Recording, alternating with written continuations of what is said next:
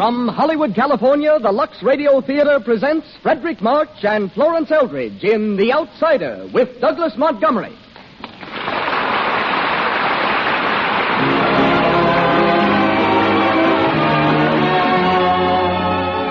Lux presents Hollywood. This program is possible because of your friendship for our products. Tonight brings you Frederick March, Florence Eldridge, Douglas Montgomery, Donald Crisp, and Marcel Corday in the stage and screen success, The Outsider.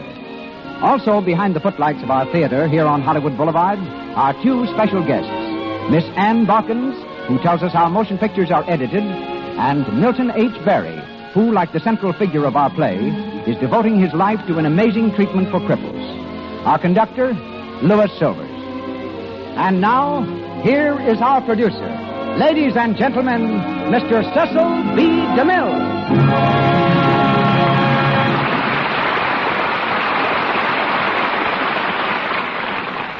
Greetings from Hollywood, ladies and gentlemen. The banks in recent years have had their ups and downs, but they suffered their severest loss when Frederick March became an actor. A surgeon removed Fred's appendix and his desire for banking at the same time. Up to then, he'd sat behind a desk at the National City Bank of New York. But during his convalescence, he realized that he'd rather be behind the footlights. Even before then, Fred had longings for the theater. Of all the laurels he accumulated at the University of Wisconsin, where he was honor student, manager of the football team, and class president, none meant as much to Fred as the University Vaudeville Cup, which he won for putting on the best variety act. He met and married Florence Eldridge while they were playing together in stock. Then, as tonight, they were co-starred. Lovers of the legitimate theater will be delighted to learn that this fall, Frederick March and Florence Eldridge will leave their Beverly Hills home for a while and return to the New York stage. Mrs. March trains for the East a week from tonight, and she can blame me for holding her husband here. At the moment, Fred is up to his nautical boot tops, starring for me as Jean Lafitte in The Buccaneer. Tonight, however, he sheathes his cutlass, turns his back on the swamps of Louisiana, and becomes Anton Ragazzi in Dorothy Brandon's melodrama, The Outsider. His lovely wife is heard as Lalage Sturdy. Our all-star supporting cast features Douglas Montgomery as Basil, Donald Crisp as Dr. Sturdy, and Marcel Corday as Madame Clost. Curtain time. Our stars enter. The footlights flash on, and the Lux Radio Theater presents Frederick March and Florence Eldridge in The Outsider.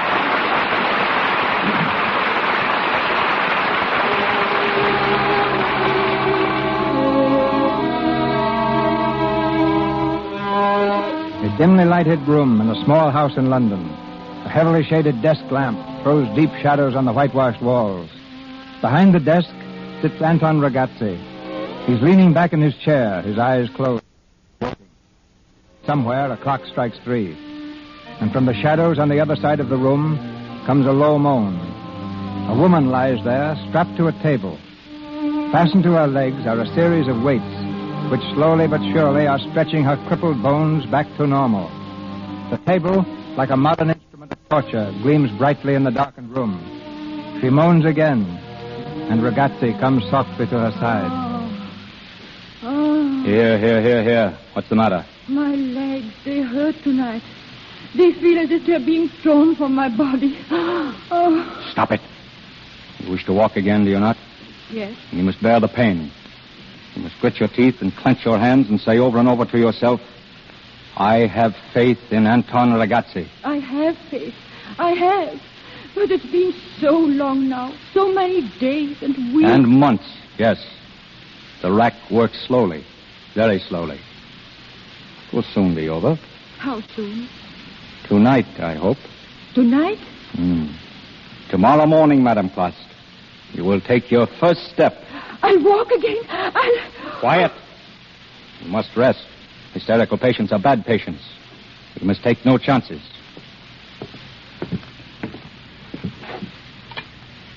Hello? Trafalgar 6840, please. Hello? St. Martha's Hospital? I would like to leave a message for Dr. James Sturdy. Tell him his patient, Madame Clost, whom he discharged as a hopeless cripple, has been cured. Tell him the rack, which he said was useless, has straightened her hips so that tomorrow she will be able to walk.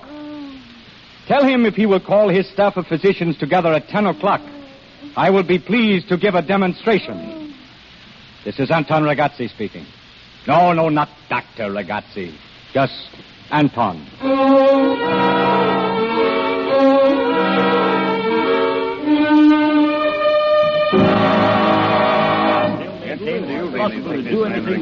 Gentlemen, please. Dr. Sturdy, it's my opinion we should recognize this Ragazzi. If he has a machine, a rack as he calls it, that will cure a lateral curvature, I'd like to know about it. So would I. You'll have your opportunity, Dr. Ladd. He's coming here at 10. But I may tell you frankly, I shall not be here. I have no faith in this man. Nor have I. He has no degree. He has no medical background. He's obviously a charlatan. But he has cured cripples. His facts prove it. Lad, I think you mistake the issue. We are all deeply interested in giving our patients the best treatment possible. But we cannot expose our patients to the risks of a cure which has not been tested and proved by competent physicians and surgeons. That's not medicine. That's intolerance. Do you really believe I'm intolerant? Perhaps I ought to tell you why. That's hardly necessary, Dr. Sturdy. I'm intolerant because I've learned the mischief that quacks can do in the person of my own daughter, my own child. You know her, some of you? Oh, yes, of course. You know that she's beautiful, talented. Yes. You also know that from her hips down she is a hopeless and helpless cripple. She wasn't born that way. There was some slight dislocation, but I never knew it. Her mother died when she was born, and I refused to look at my child. I sent her away to some people in the country. Then I left England. The people never wrote. I didn't know until 3 years later that my child still couldn't walk. She crawled, dragging one little foot.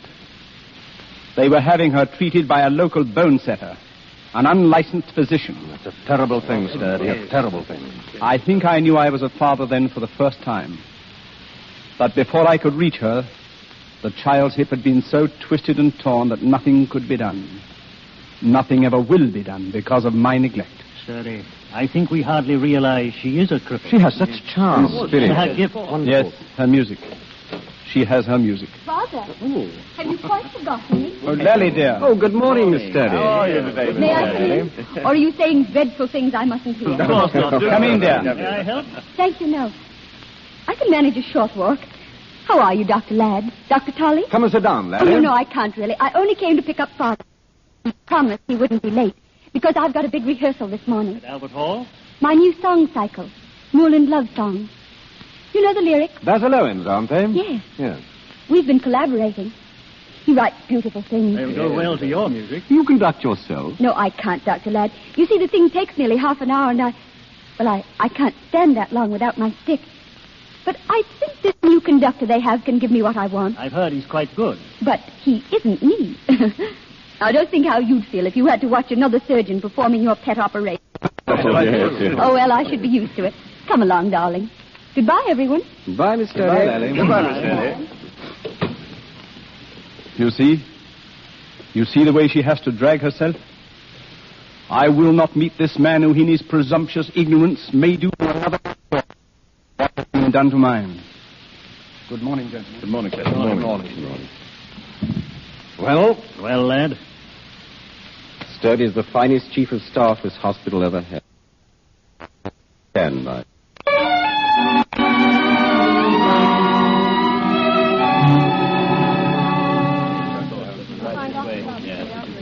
Is the reception me, the nurse said?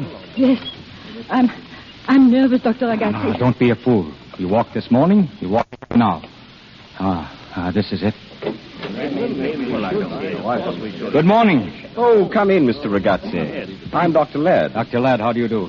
This is Dr. Tolley, Dr. Israel, Dr. Mann, Dr. Whitley, and Dr. Houseman. Good morning. And this is my patient, Madame Klost.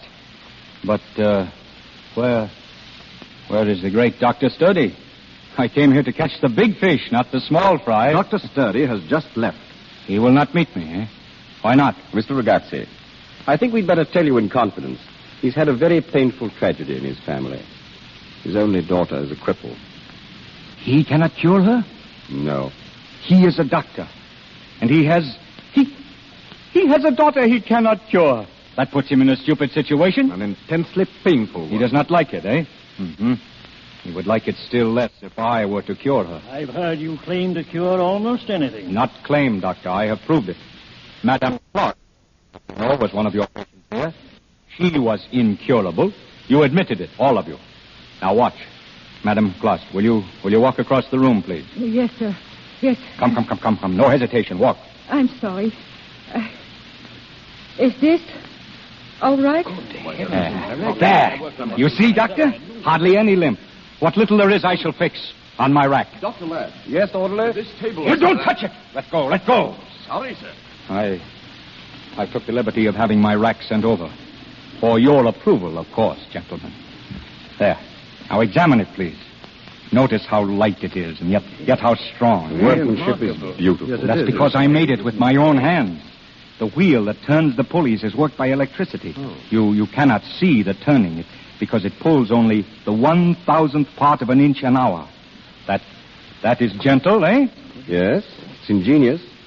I'd like Dr. Sturdy to have seen this. He would not have looked at it because the rack has succeeded where he has failed. Oh, that's not the point, Mr. Ragazzi. Dr. Sturdy has no objection to your machine. It is more, I think, a matter of your qualifications to use it. What does that mean? You have no degree. Oh, I see. You want me to have letters after my name, eh? That satisfies you and satisfies the public.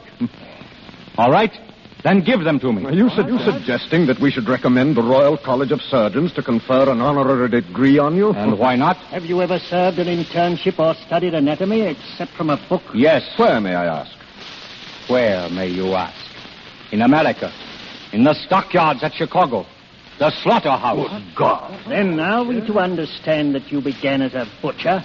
A butcher? No. I began as apprentice to my uncle. He made apparatus for doctors. They came to us and asked us to make instruments that were mechanical impossibilities. So I said to my uncle, release me for 1 year. I'll go and cut up carcasses to find out how the joints fit in the sockets, what holds them and what makes them bend. And then we will make the finest instruments in all the world. Well, it's unheard of. You're shocked, eh? Mr. Ragazzi, we appreciate your energy, your enterprise, and your courage. And we realize that you cannot be and should not be content to be merely a mechanic working under surgeons. Then why not do the theoretical work also? Qualify. What?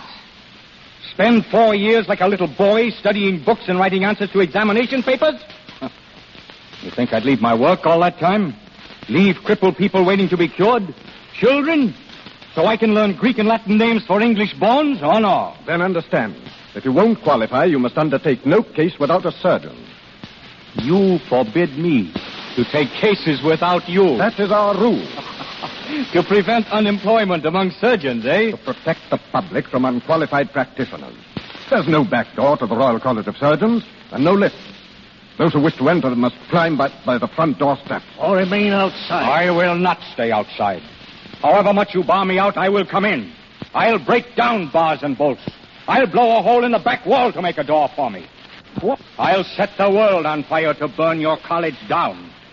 Keep me out when they have let you in. Oh, no. No, gentlemen. No.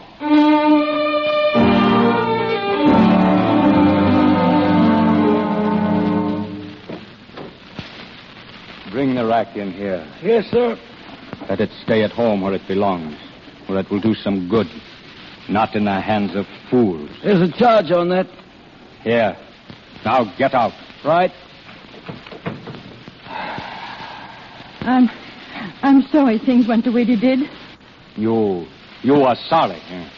Did you support me? Did you defend me? Did you turn on them like a fury when I was attacked? Or did you sit there mum as a mouse? I walked for them. Yes, you walked for them. You did what Sturdy's own daughter could not. Yes. What is it? You walked for them. Now you must walk again today for her. For Miss Sturdy. But I want her to see you. But I don't know her. What does that matter? You go to her house, you hear? Tell her your history. But if she won't see me... You must make her see you. If you don't, you still have treatments to be given, for which you cannot pay. You mean you'll take away the rack? Yes, unless you make her promise to see me. Tell her the doctors will not let her see me because they are afraid. Ha! Afraid that I will cure her. Tell her the truth, that I am an outsider, a nobody. But I do cure people.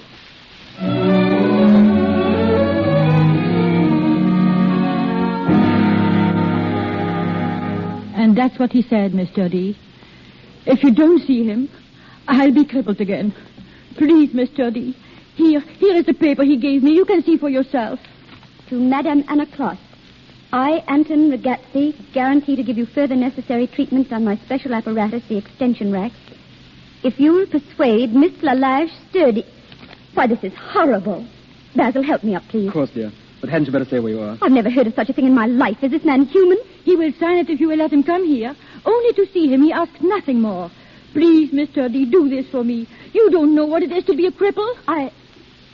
I don't. No, you are rich. You need never go when you're tired. You lie in bed on couches. You are carried by your servants. What does it matter? What does it hurt you to be lame? But me... Please don't cry. I know how it must be for you. I'll see him. Oh, thank you. May I tell him now? Yes, tell him. God bless you, Mr. D. Basil, you stay. Of course, Lally. Here, sit down. He doesn't seem to be the sort of person you ought to see alone. The arrogance. The insolent arrogance. He's only got to see me, and I'll be persuaded to let him treat me. But, Lally, if he could cure you... You know, he does cure people. I've read about him. You'd be a woman, Lally. Not a spirit in a prison. Basil, don't. Don't make me hope. Father says I mustn't. Sorry? You've been wonderful, Basil, all these years. You don't know what it's meant to have someone outside my family who didn't treat me as a cripple. You've never done that. I've never thought of you as one.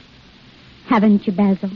But if he could do something, anything, are you going to tell him your father says there's no hope? I'm not going to tell him anything, or even let him see me walk. I'll just listen quietly to what he has to say, and then tell him that he's had his pound of flesh, but that he shan't touch one single bone. That's all? That's all, Basil.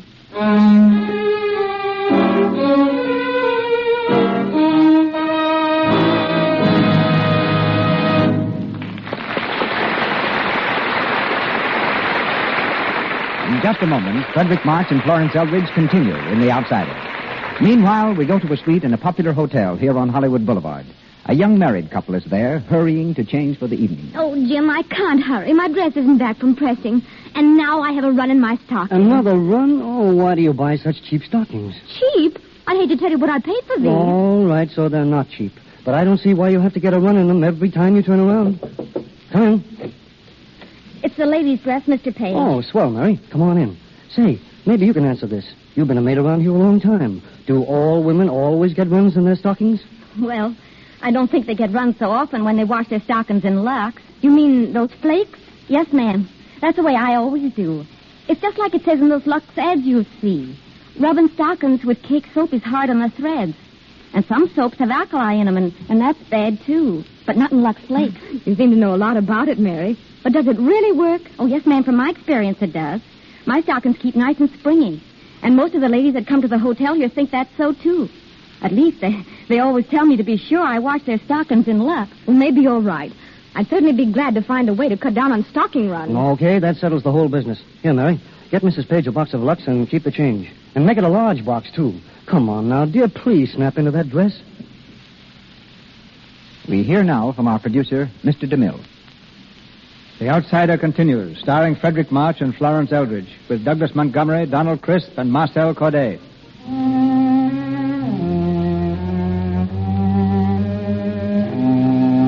It's 1 hour later. The large Sturdy lies on her couch in the sitting room, waiting for Ragazzi. Basil hovers about nervously, arranging the pillows. Suddenly, the door is flung open, and Anton Ragazzi, unannounced, stands smiling in the doorway. How do you do? I am Anton Ragazzi. Do you usually enter a room without knocking? Only when I am in a hurry. Your pardon, please. I am Lalage Sturdy. Miss Sturdy. This is Mr. Basil Owen. How do you do? How do you do? I understand that you will sign this paper if I agree to give you an interview. Certainly. Then you shall have one. Now, please sign. Of course. You must not look at me like that.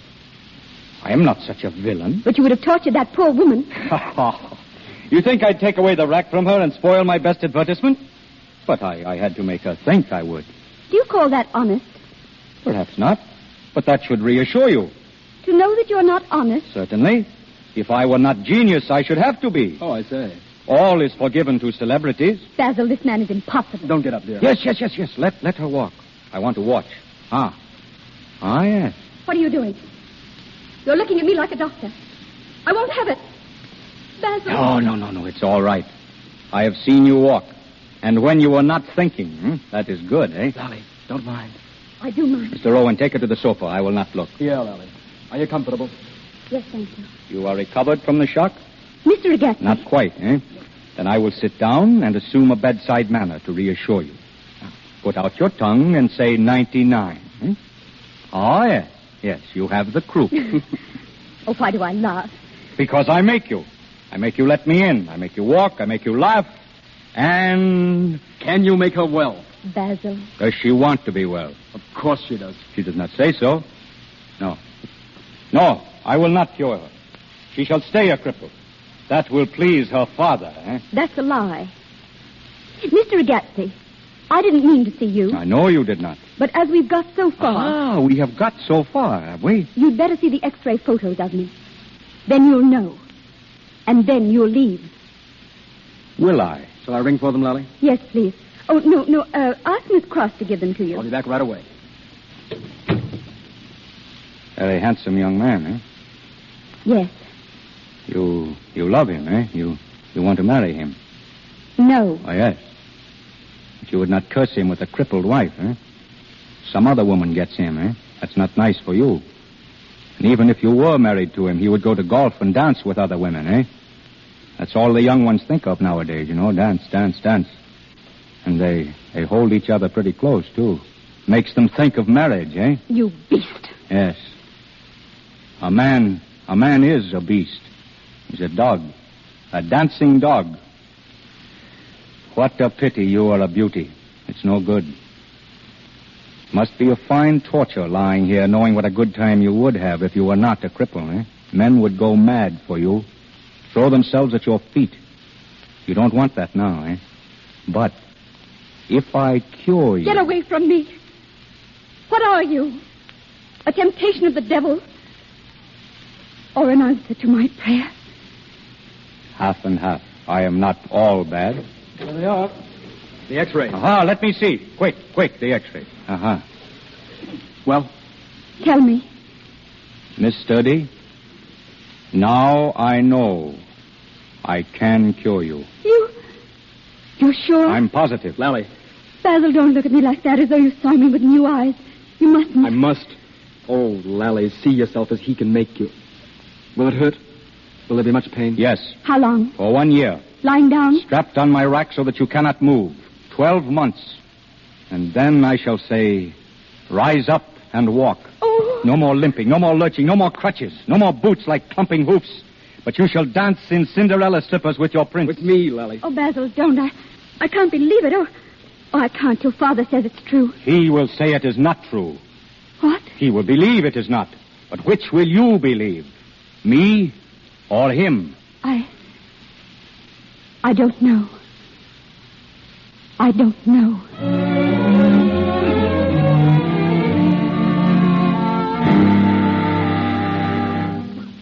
This can't be true. Did you believe this man yesterday when he said he could cure you? I like to hear it, Father. It was so new that it was beautiful. Lalage, nothing can be done. Father, he's coming here this morning. I've asked Basil to bring him. I won't see him. He can't touch you without my permission. He can, Father, if he has mine. Lally, you don't mean this? I do. Then let me tell you this. For the sake of my patients who trust me, my reputation, if you choose to put yourself in the hands of an unqualified practitioner, you will have to leave this house and me. I've got my mother's money and my own. I'll leave today. Lally, has this man hypnotized you? Perhaps. He stirred up all my senses and played on them because he knew. What, Lally? Oh, Father, don't you know? Basil, I want him. And why not? But he isn't worthy of you if he doesn't know that you've got qualities of mind and soul and... Souls don't count with men in marriage. If you were a lame woman, you'd soon find that out. You don't know what you're saying. All the things that all my life I haven't said. Could you have ever fallen in love with Mother if she had been lame? Could you? Don't ask me that. I won't. Because I know. I've known it ever since I read a sentence in a book. Men are more physically particular than women. And it struck me like a blow that was true. Father Basil can't love me like this, even though he wants to. And I can't blame him. Because I know that if I were a man, I wouldn't want to marry me. I should want a woman beautifully perfect. The sort of woman Basil wants. Oh, Father, I could make him marry me for pity if I played on his chivalry. But I can't stoop to conquer. Lally, why are you so proud? Because my life has been one long, unending humiliation that's crucified my soul. And this man comes and tells me he can take the nails out, lift me from the cross. He can do nothing for you, Lally. He doesn't understand enough of surgery to know he can't. There's nothing known to... But there's the unknown. Always. Oh, Lally, he's here. Bring him in, Basil. Thank you. Good morning, Miss Sturdy. You know my father?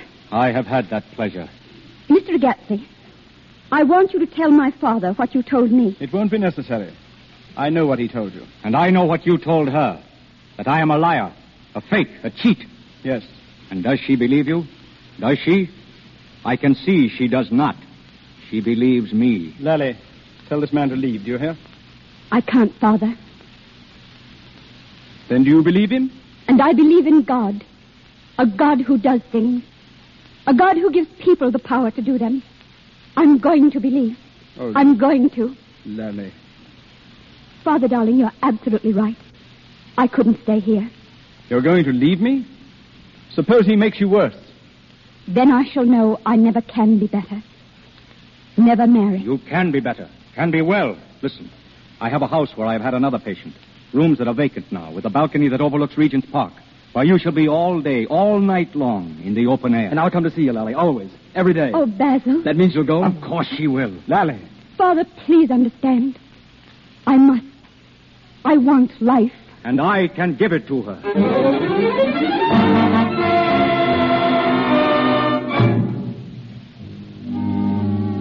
right leg is fastened. Yes, sir. Now the left. There. So. You are comfortable, Miss Sturdy? Yes, thank you. There will be pain. You must try to accustom yourself to it. Turn on the switch. Now you feel the pull? Hmm? You feel it? Yes. Yes. Yes.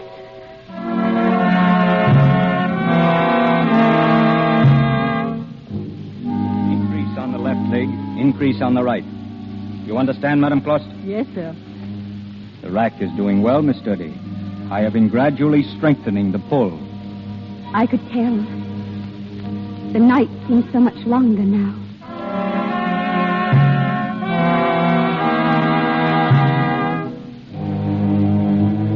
3 months, 4 months, 5 months. You must count by the months. It will not seem so long. 3 months.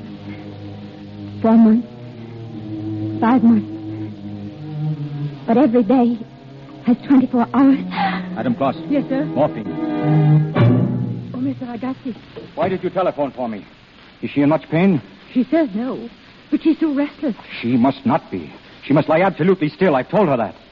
She's been very sad all day. Why? Why is she sad? What is that Mr. Basil Owen around here for? Well, he hasn't been here for a few days. Almost a week. Why not? He called. He's been very busy. Busy? That fool. Doesn't he know everything depends on him? Why is she suffering like this if not for him, eh? Call his house. Tell him I want him here tonight. Yes, sir. I've wheeled Miss Sturdy onto the balcony. He wanted to watch for him. I'll see her there. Yes, sir.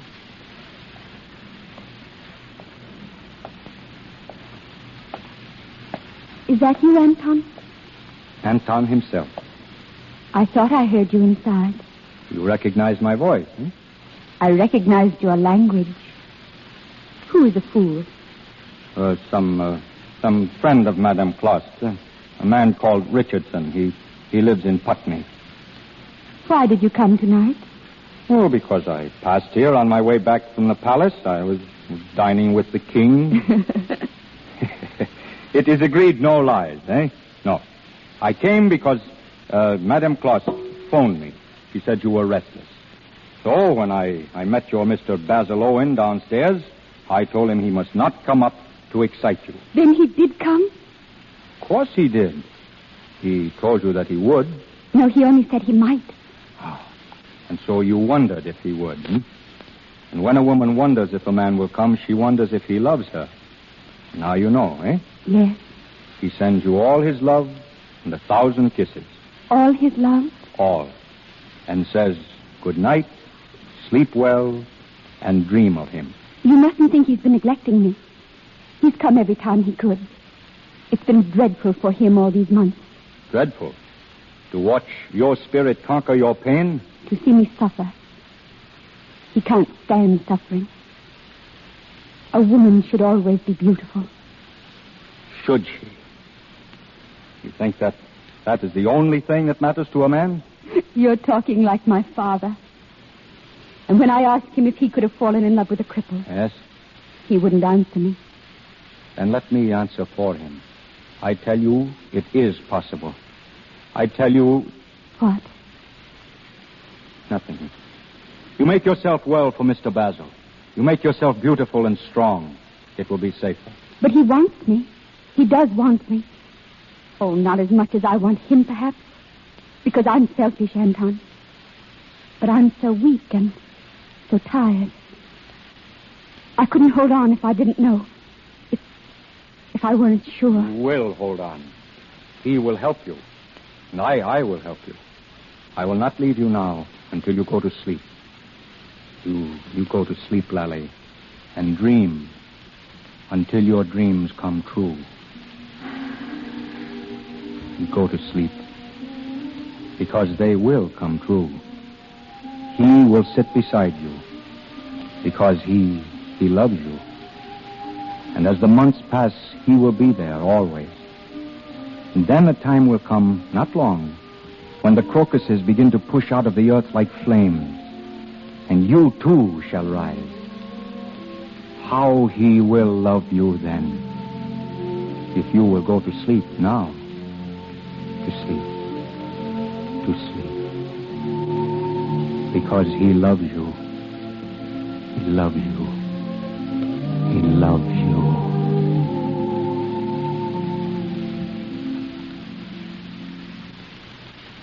Mr. Ragazzi. What?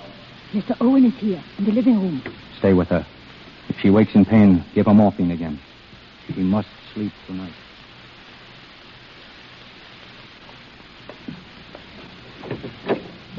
Oh. Hello. Good evening, Mr. Owen. What's the matter? Why'd you call me? The matter is, I shall throw up the case. What? Yes, throw it up. But... Because I will not fail. But I thought you could.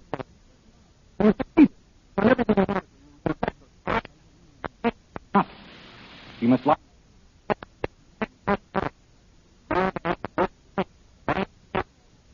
Once. Where have you been all week? I've been busy. And I've needed some relaxation. I've called her. You think that's enough? She lies there day after day waiting for you to come, and by heaven you will come. If I have to go out and find you and drag you through the street... Take your hands off me. Lally and I understand each other. She knows. She is so weak, she only feels that you have another woman whirling in your arms. I tell you, I have exhausted all her strength. Yes, I've worn it to so fine a thread that if one tear falls on it, it is broken. I would as soon that she should bleed as cry. I didn't know. I didn't think. Has it really done her any harm? Well, I have not let it. I have told her lovely lies. Got her off to sleep by making love to her. For you. She's asleep? Good. Good. Good. That another man should play the lover to her? What have you in your veins? Red ink and lukewarm water? We can do without that. I stuck it out for 6 months. You think it was easy? I've gone through hell. I never knew it'd be like this. I never dreamed that... And I can't stand suffering. I never could. The water in your blood isn't even lukewarm. Can't stand suffering. And yet you say you love her. You do say that. Of course I do. Yes. Then you will come tomorrow morning at 10 o'clock and tell her so. You hear? Yes. But you will say it with conviction, strongly. For if you do not, if you fail me, if you make me fail, I will smash every bone within your body into splinters. So you shall be a cripple that no one can cure, not even Ragazzi. Now you can go and relax.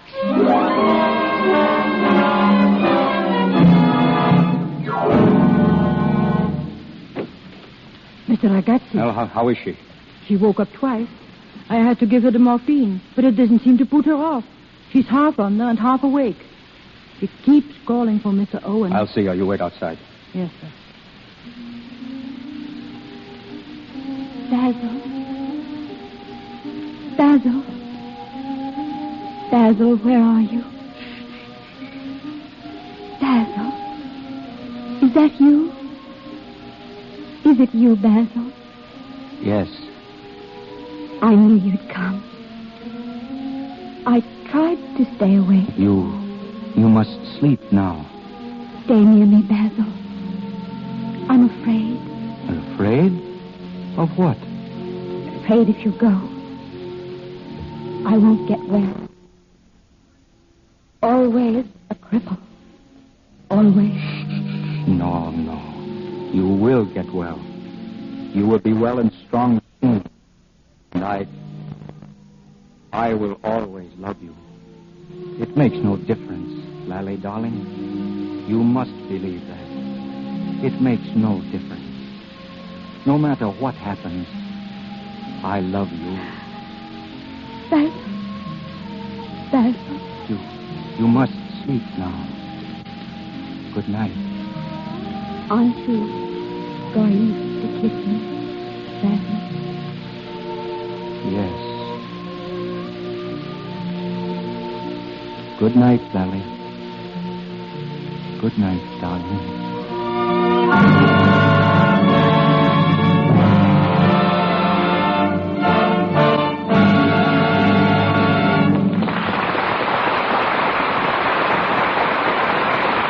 We pause for station identification. This is the Columbia Broadcasting System.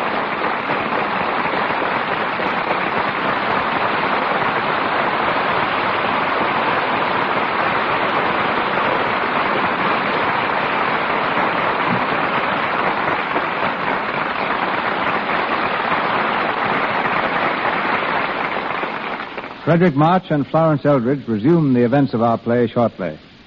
Tonight, our inside glimpse of Hollywood centers on film cutting. Film editors are to motion pictures what city editors are to newspapers. As the DeMille film editor, Miss Ann Borkins has helped me make pictures for 25 years. And hers are the only hands, apart from my own, to which I've entrusted a film cutter's shears. Having gone through more than 1 million feet of film, Ann is now well equipped to answer the question that is probably first in your minds. What does a film editor do? Well, C.B., I'd say we cut out of a finished picture everything that is not essential to the most effective telling of the story. It's a great deal like putting a jigsaw puzzle together, because the last scenes of a picture may be filmed first for production economy, and the first scenes filmed last. You get an idea of how much cutting is required when you stop to think that if all the film photographed or sold at sea, for example, were shown, it would take 36 hours to run the picture. The average picture, when cut, runs about 90 minutes. I suppose you editors wonder why we directors don't save you a lot of trouble by shooting only what's good. No, we know that each scene has to be shot from many different angles. Otherwise, the set might have to be rebuilt at great expense if certain close-ups and angles were overlooked. Frequently, some of the best scenes and touches in a picture are the result of gambling a few extra feet of film. There are some things, however, that we can always depend upon to photograph the same, like scenery, properties, or costumes. I can remember the trouble we had years ago when costumes lost their sparkle or faded a little as the months of shooting went by. Complete new wardrobes often had to be made. We've eliminated that great waste today, or I should say the people behind this program have largely eliminated it with Lux Flakes. Lux is the official wardrobe care at Paramount because it keeps costumes looking glamorously fresh for the camera.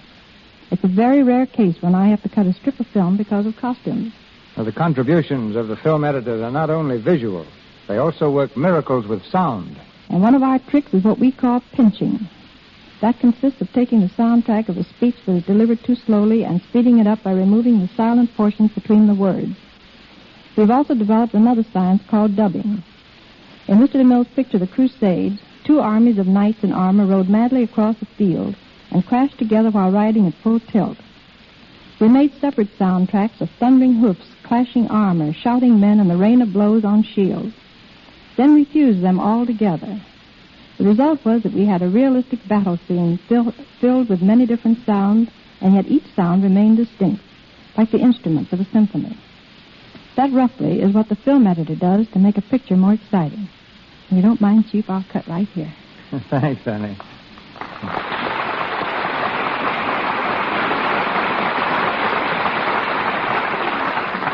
Once again, Frederick March and Florence Eldridge in The Outsider.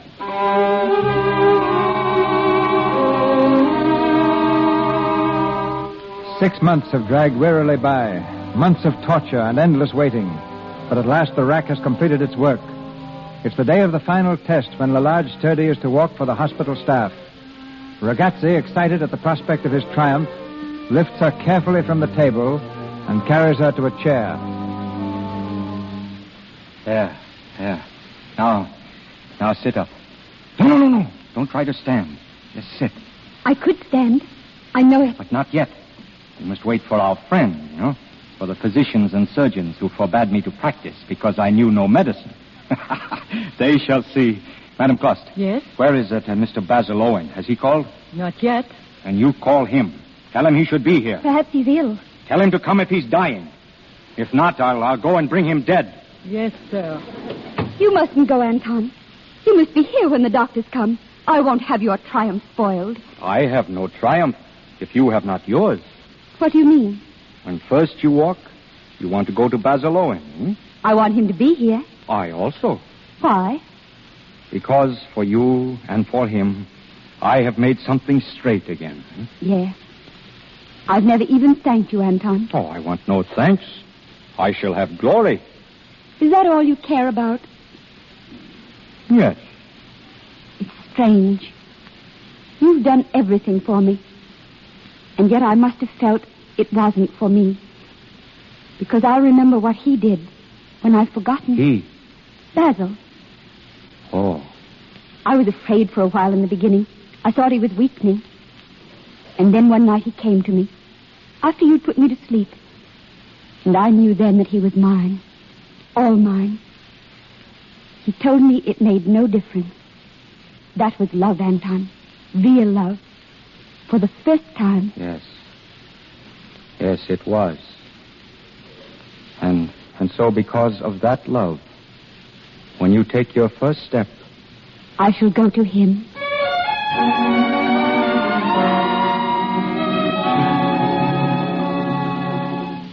11:30. Why in heaven's name don't they come? Basil, sit down. You're walking around like a caged tiger. I can't help it. I'm nervous. I'm not. Look, see my hand? I don't see how you can be so calm. Because I have faith, Basil. In myself, in Anton, in you. You're so sure. Yes. It's hard to explain, but I am sure. Perhaps it's because I have so little to lose. Because even if I should fail, I could still be happy. Happy? Lally, how can you say that?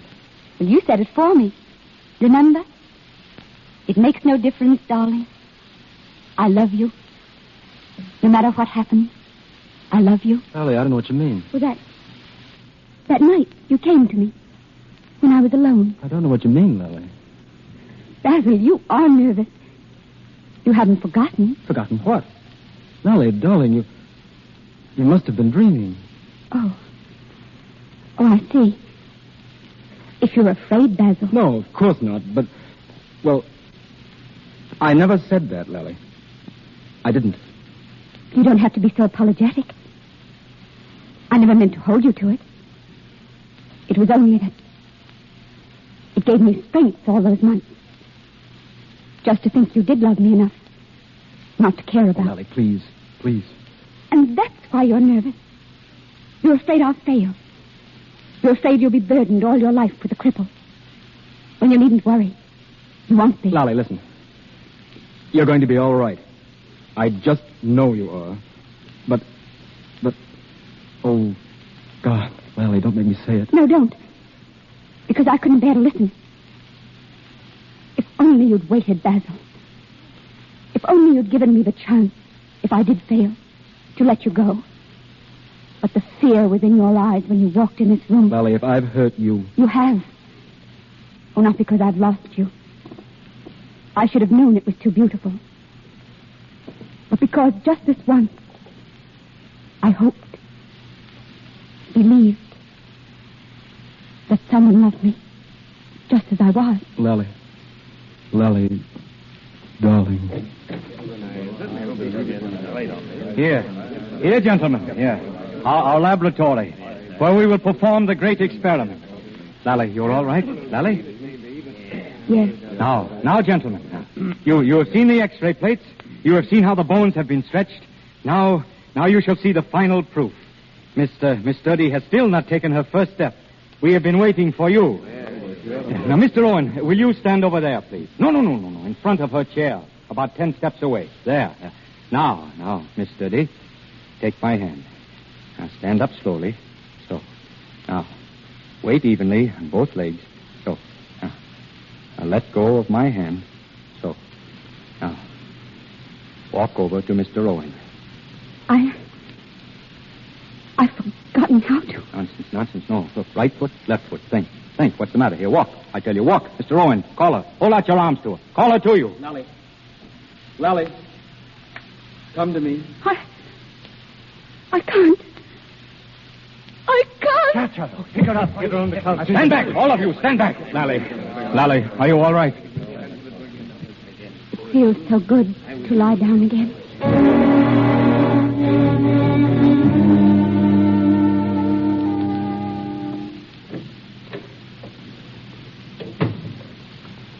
They're gone. All of them. Yes. All of them. How do you feel? I feel nothing. Why don't you cry? Why don't you scream and bring down curses on my head? That wouldn't help. It isn't your fault. You tried. And I failed you. 12 months of torture. 12 months. And you don't hate me. No, Anton. Come in. Dr. Sturdy is here. Father! Lally. Oh, Father! Lally, my darling, don't cry. Don't cry, darling. You know. They just told me. That Ragazzi has failed. Yes. I have sent it to the papers myself. Mr. Ragazzi, it was not necessary. You think I cannot take my medicine? That I am finished? No. No, you can tell your doctor friends with notebooks that I'll begin again tonight. I've found out the doctors know something that I do not. So I shall become a doctor myself. Yes, to find the way to cure Lally. What if you have found it? Father. What did you say? Mr. Ragazzi, you have taught me how to cure my daughter. How to cure her? I've seen your x-rays. I know now what we can do. Father, don't say it just to make me feel. It's true, Lally. You'll walk again. You will. Oh, God. Lally. Then it has not all been wasted? It's just beginning. She'll owe it all to you, Mr. Ragazzi. Thank you. Thank you, Doctor. I would like to feel I did something. I'm going to take her home now. I'll have the car brought around.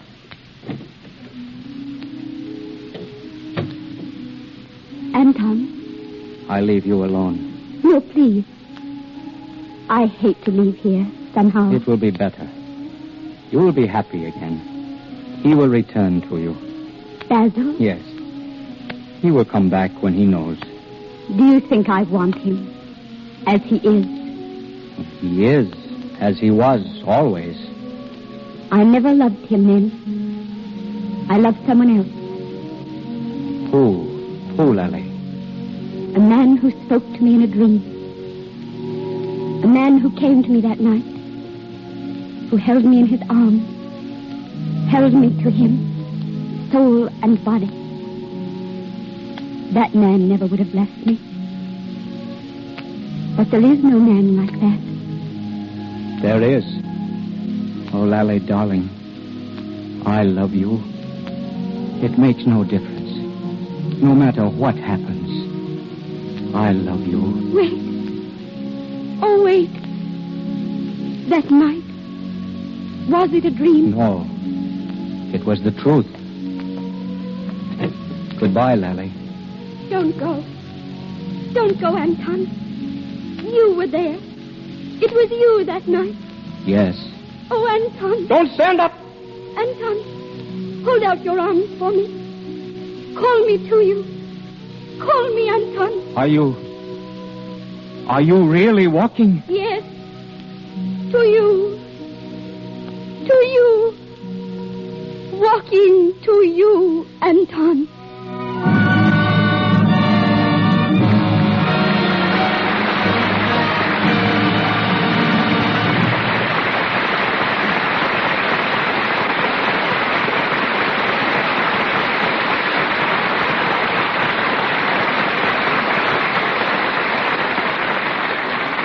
Our play ends, but not our stars' performances.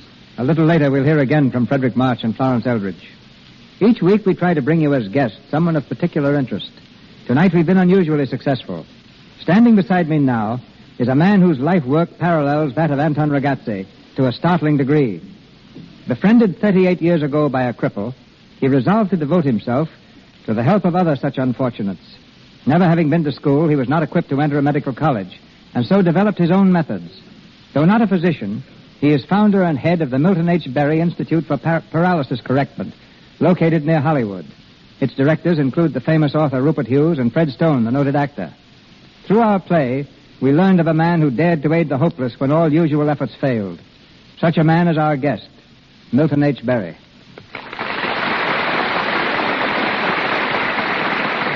Thank you, Mr. DeMille, and permit me to state that I am not a doctor. I'm a teacher. My institute is a school, not a hospital. Those who come to me are not looked upon as patients. They are pupils. From my friend Rupert Hughes, I've learned some amazing things concerning your work. Of little children who've come to you helplessly crippled. Of men and women whose spines have been broken in automobile accidents, brought back to health and normal activity. Of Mary Blackford, the Hollywood actress, who was paralyzed from the neck down, but now can lift her hands above her head and walk several hundred feet. How, Mr. Berry, are these things brought about? One must thoroughly understand the action of muscles of live bodies, the laws that govern the mechanics of locomotion, and be able to apply them to the individual case. Before you can train the mind to concentrate with sufficient force to re-educate impaired muscles, the physical energies of the body must be developed.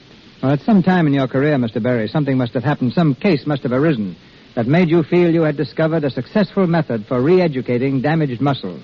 What was that case? Yes, it did happen. Many years ago in Des Moines, Iowa. It concerned a young woman completely paralyzed from the waist down. A dozen doctors gave me their diagnosis of her case and told me I was crazy to think she would ever walk again. I did not blame them in the least.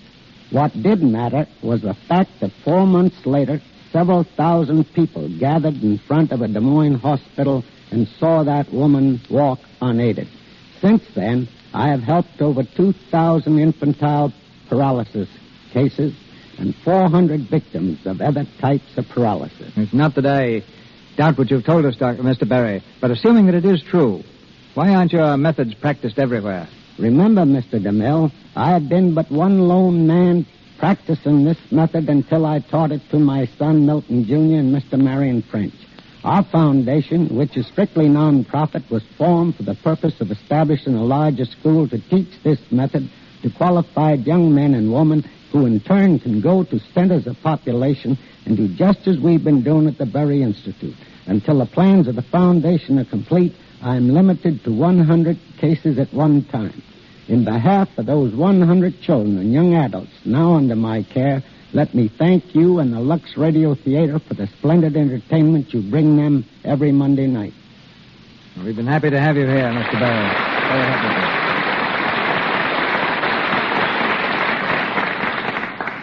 To Mr. and Mrs. Frederick March, I owe a debt of gratitude. To Miss Eldridge for helping me interest her husband in the role of Jean Lafitte, and to Fred for the superb characterization he's giving Lafitte in The Buccaneer. With such great material, CB, it's pretty hard to miss.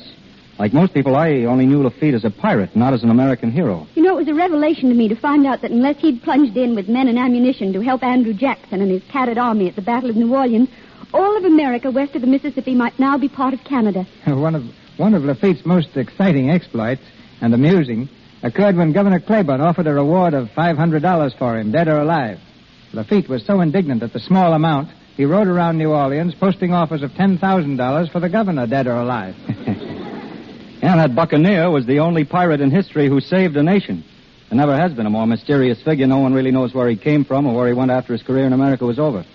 He was a resourceful, brilliant, and romantic man with all the color of a fiction hero.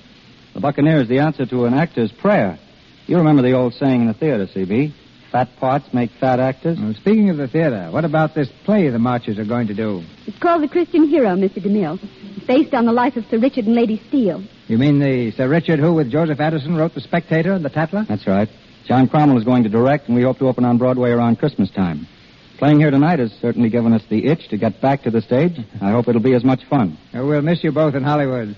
But my wish is that the play will have a record-breaking run. To both of you, a great success. Thank you, Thank C.B. you. Good night.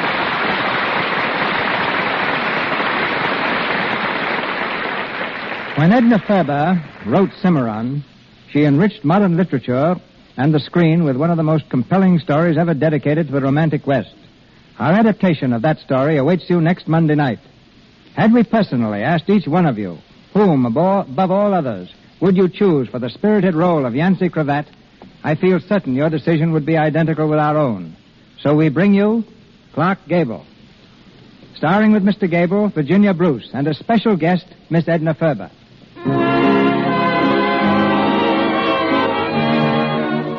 Our sponsors, the makers of Lux Flakes, join me in inviting you to be with us again next Monday night when the Lux Radio Theater presents Clark Gable and Virginia Bruce in Cimarron. This is Cecil B. DeMille saying good night to you from Hollywood. We wish to call your attention this week to the Silk Parade, a brilliant feature in your local stores.